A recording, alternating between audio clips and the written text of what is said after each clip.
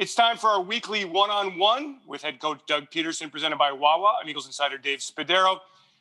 Coach, big win on Thursday night. Let's talk about some of the things that you take away from the victory. Well, number one, a win. I mean, we're back on top of the NFC East, which I don't know if is saying a whole lot at 2-4-1, but we're excited to have won that football game.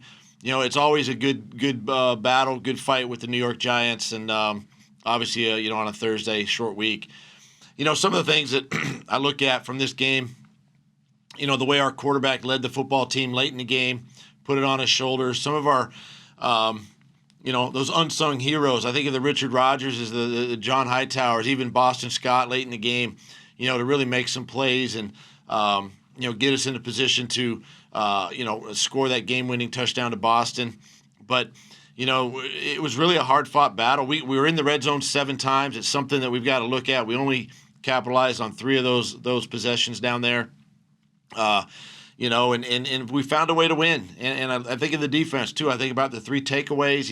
We always talk about the turnover battle, turnover ratio. And anytime it's in our favor, chances of winning games go up. So, it was very positive that way. Excited for the guys to get the win, the way they fought, the way they hung together, and found a way to win. Let's talk about some of those players, Doug. Richard Rodgers, I don't think we all saw him as the receiving threat he has become. Has it always been there, and he's just been kind of used as more of a blocker? I mean, how do you kind of account for his production? Yeah, it's always been there. In fact, you go back to his days when he played in Green Bay, and when they used him, a little bit more as a primary, a pass catcher, a tight end, and then of course when he comes here, he's behind Zach and really Dallas. So they've been the guys that have kind of carried the load from the passing game, and he's been the primary blocker. But now that he's in that position, you're starting to see the athleticism. He played extremely fast. He played physical at the line of scrimmage, blocking defensive ends, blocking linebackers, and it was really good to see. But that's who Richard is, and he's a pro. He handles his business well.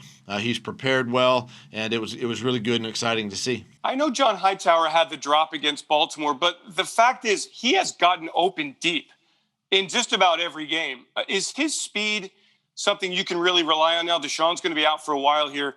Is John at the point now where you really can rely on him and trust him to get open down the field and be a vertical threat? Yeah, he's one of our young receivers that has, he's been blessed with speed, and Quez Watkins is another one, and but yeah, he's right now he's kind of the one guy that's been able to get behind the defense, right? And Carson has trust in him, and he's put the ball in some great spots for him to make some plays, and it's something we've got to continue to explore, find more creative ways to get him open down the field, and sometimes you just run the, as we say, just run the go route. When in doubt, go deep, as they say, and he has the ability to run fast and run past guys and make those plays. Boston's numbers had not been as productive through 6 weeks. All of a sudden, Thursday night, he's a giant killer once again. What did he do so well on Thursday night? I tell you, Boston is, again, he's a lot like Richard from the standpoint he's just an ultimate pro.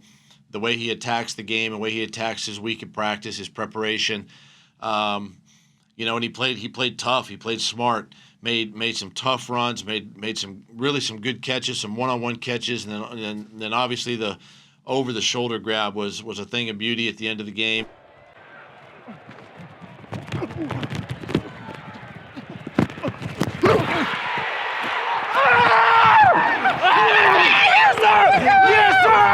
Yes, sir!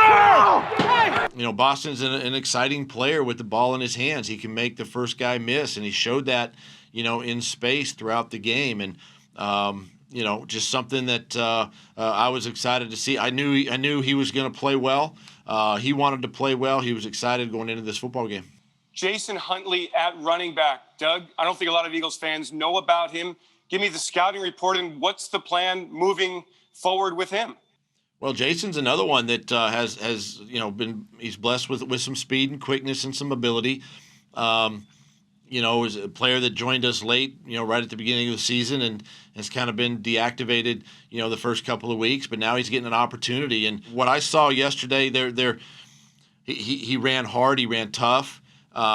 I think his vision will just improve the more reps he gets, to be able to see the hole, whether it's front side, back side. And he's got really good hands. He's a really good pass catcher out of the backfield. And that's something that kind of in that Boston Scott mold, when he gets the football in his hands, he's got the ability to really be explosive. So I'm excited for him. And obviously with Corey in the mix now, it's a good running back room with Miles being out. Why does Carson Wentz not get down when he makes mistakes early in games? What is that trait that enables him to just stay focused and really play his best football in the fourth quarter? Well, I just think that he's so focused. He's so focused, with everything that's in front of him, not what's in behind him, and he doesn't dwell on the past. And I think that's a great quality to have when mistakes happen, and they're going to happen in this game. There's 65, 70 plus plays, mistakes are going to happen, right? And it's the ability to kind of, flush the bat and prepare for the next series, the next drive, the next play.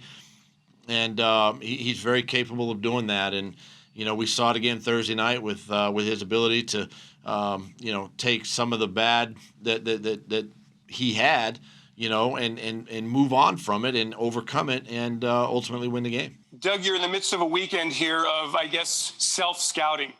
What can you find out about this football team in the next couple of days?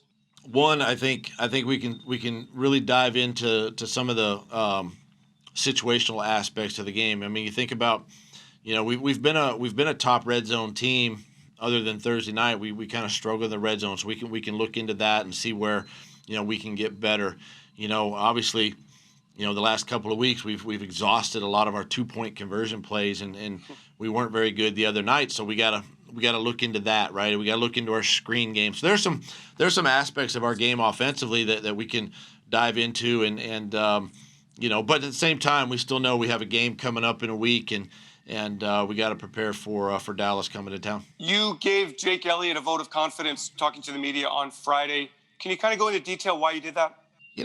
Listen, he's made so many big kicks for us, and he's going to continue to make big kicks for us. And I got so much confidence in Jake putting him out there that he's going to make those kicks. And he's disappointed that he missed again the other night, but he's another one that's going to be able to just kind of move on from it, learn from it. Obviously, how he approached the ball, how he hit the ball. I thought he was hitting the ball really well in pregame.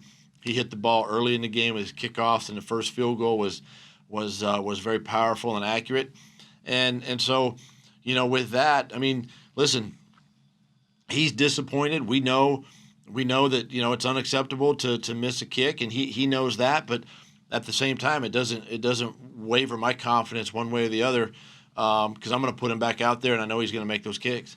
From a physical standpoint, what does a couple of days off mean to these players? It means everything, and get a couple days here to kind of rest, not only physically, but I think mentally too. Just to take a little break and kind of shut the mind off a little bit, be able to sit back on the weekend and enjoy college football, enjoy the Sunday games, and then we turn it back on Monday and we get ready for the Cowboys. Big one on Sunday night, once again at Lincoln Financial Field. Head coach Doug Pederson, thanks very much. Our weekly one-on-one with the head coach presented by Wawa. Doug, enjoy the weekend.